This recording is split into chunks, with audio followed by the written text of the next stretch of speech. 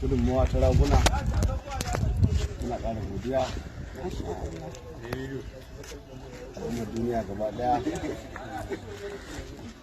Wannan gaba ta ƙara nuna mana abubuwa da yawa na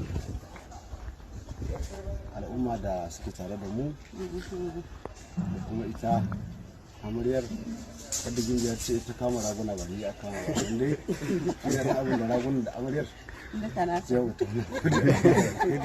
wannan kuma sako aka bata ita aka ba sako wasu yan fulani suka zama a garinsu daga danyawa suka bata rago suka ce ta kawo mu amma da ta tsaba son zuciya da cewa sai dai mu raba da amarya. Na gode zan raba.